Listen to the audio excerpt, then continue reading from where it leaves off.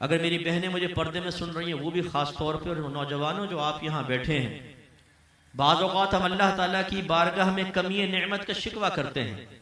कोई आईने में खड़े होकर अपने बालों के स्टाइल को अजीब निगाह से देख रहा होता है, अल्लाह ताला तूने कैसे मुझे बाल दे दिए।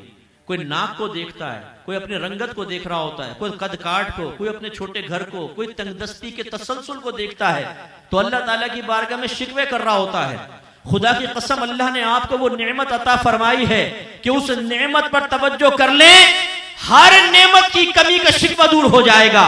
अल्लाह ताला ने आपको अपने हबीब का उम्मती बनाया है, उस नबी का उम्मती बनाया है कि जब सरकार अंबिया अलैहिस्सलाम के दरमियान गए तो तमाम नबियों ने बाहम इत्तिफाक किया कि आज कोई इमामत करेगा तो मोहम्मद मुस्तफा करेगा।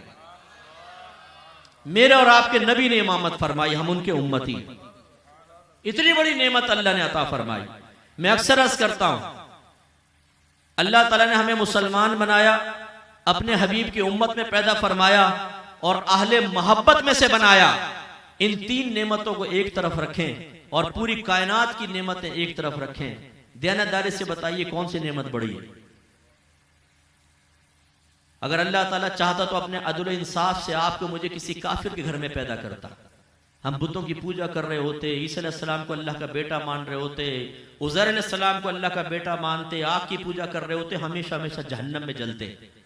लेकिन अल्लाह ताला ने अपने अदल से एक बच्चे को काफिर के घर में पैदा किया, वो सारी जिंदगी काफिर रहा और काफिर ही मर गया।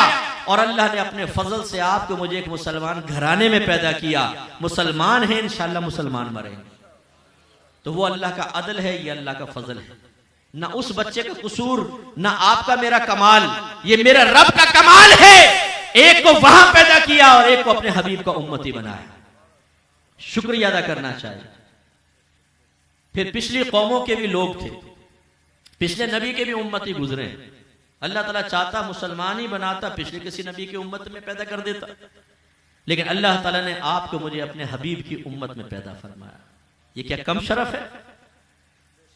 अल खसाइसुल कुबरा में अल्लामा जलालुद्दीन सयूती साहिब रहमतुल्लाह अलैह नकल करते हैं कि जब अल्लाह ताला ने मूसा अलैहिस्सलाम के सामने इस उम्मत के फजाइल जिक्र किए तो मूसा अलैहिस्सलाम ने अल्लाह की बारगाह में अर्ज की, या रब्बे करीम, काश तू मुझे नबी ना बनाता, अपने हबीब की उम्मत में पैदा फरमा दे। एक नबी तो इस उम्मत के फजाइल सुनकर वज्द की कैफियत में मुब्तला होकर वस्फ़े नबूवत की तरफ से तवज्जो हटा बैठे और वो ये तमन्ना करे कि अल्लाह ताला मुझे भी अपने हबीब का उम्मती बना देता। और जिनको अल्लाह ने नेमत अता फरमाई वो ये कहता नजर आया कि अल्लाह तूने हमें दिया ही क्या है। हमारी बहनें अपने शौहर को सोता हुआ देख के कहती यही मेरी किस्मत में लिखा हुआ था। एक बहन ने मुझसे पूछा कि मुफ्ती साहब, जन्नत में हमें शौहर कौन मिलेंगे? मैंने कहा वही मिलेंगे जो दुनिया में। कहने लगे मेरा शौहर तो चरसी मवाली है, कम्बा, यही मिलेगा। मैंने कहा बहन फिक्र ना करें, डेंटिंग पेंटिंग होकर मिलेगा। ऐसा नहीं मिलेगा कि वहां पे टून पड़ाओ, सही होकर मिलेगा, घबराए नहीं।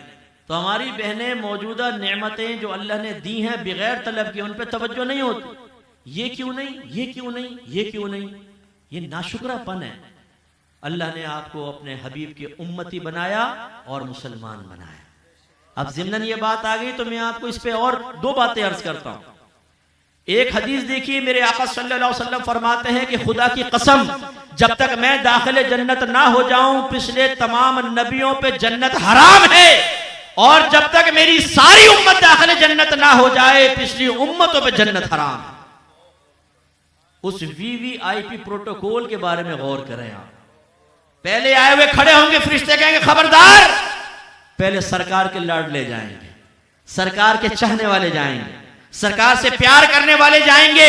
वो लोग जाएंगे जिनका सरकार की उम्मत में पैदा होना उनका कमाल नहीं था, अल्लाह ने अपने फजल से उनको अता फरमाया।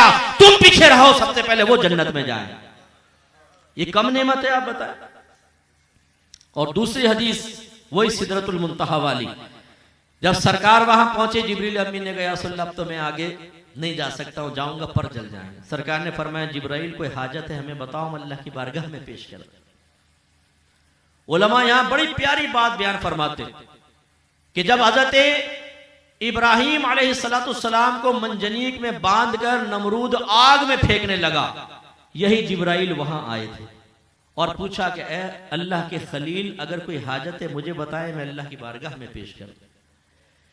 तो कहते हैं हबीब और खलील का फर्क देखिए, खलील के पास भी जिब्राइल, हबीब के पास भी जिब्राइल, लेकिन जब खलील के पास हैं तो उनसे पूछ रहे हैं कि कोई हाजत है तो मुझे बताएं, और जब हबीब के पास हैं तो हबीब पूछ रहा है जिब्राइल कोई हाजत है मुझे बताओ, मैं अल्लाह की बारगाह में पेश कर दूं।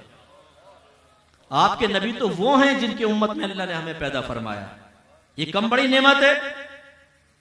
और जवाब में जिब्रील अमीन ने क्या अर्ज की, या रसूलल्लाह बस मेरी ये तमन्ना है कि जब मैदान महशर में आपकी उम्मत पुल सिरात पार करने लगे, अल्लाह ताला मुझे तौफीक अता फरमाए, मैं अपने पर बिछा दूं और आपकी उम्मत उन परों से गुजरती हुई दाखिल जन्नत हो जाए। अगर इस वक्त भरे मजमे में आपको कोई लिटा के आपके मुंह पे पांव रख दे, बताइए बेइज्जती है कि नहीं? बोलिए, ये जाहिरी जिल्लत है या नहीं? आप पसंद करेंगे इस बात को? नहीं ना। जो तमाम फरिश्तों का रसूल और सरदार है, जो तमाम नबियों के पास अल्लाह का पैगाम बशक्ल वही लेकर आया, वो फरिश्ता जिसको रूहुल कुदुस और रूहुल अमीन के नाम से अल्लाह ने याद फरमाया है, वो हम जैसे लोगों के लिए जिनमें चरसी भी हैं, मवाली भी हैं, जानी भी हैं, डाकू भी हैं, चोर भी हैं, लेकिन अगर अपने ईमान बचाकर ले गए और अल्लाह तबारक व तआला के हुक्म से पुल सिरात पार कर रहे होंगे, जिब्रील अमीन कहते हैं कि या रसूलल्लाह बस अल्लाह मुझे तौफीक दे, इनके कदमों के नीचे अपना पर बिछाऊं, उस पे गुजरते हुए निकल जाए, मेरे परों को कुचलते हुए निकल जाएं। अब बज़ाहिर तो ये जिल्लत का मामला है, लेकिन जिब्रील अमीन ने सिखा दिया कि जो महबूब का महबूब होता है उसके सामने जितनी आर्जी करोगे अल्लाह तुम्हें उतनी बुलंदी अता फरमाएगा। लेकिन मेरे आका नेमत इमाम अहले सुन्नत रज़ी अल्लाह तआला अन्हु के कुर्बान जाए, आपने एक शेर में हमें समझाया कि जब जिब्राइल अपनी एक हाजत की तकमील के सिलसिले में हमारे सरकार की बारगाह में दरखास्त पेश कर रहे हैं, तो हमें क्या जरूरत है कि मैदान महशर में उनके पर का एहसान लें। लिहाजा अपने शेर में सरकार की बारगाह में इस्तिगासा करते हैं, या रसूलल्लाह पुल से उतारो राह गुजर को खबर ना हो, पुल से उतारो राह गुजर को खबर ना हो, जिब्रील पर बिछाएं तो पर को खबर ना हो। वो पर बिछा कर रखे, पता चले कि उम्मत तो सरकार के दामन में लिपट कर दाखिल जन्नत हो चुकी है। और फिर तीसरी नेमत कि अल्लाह तबारक व तआला ने अपने हबीब की उम्मत में मुसलमान पैदा करके अहले मोहब्बत में से भी बनाया।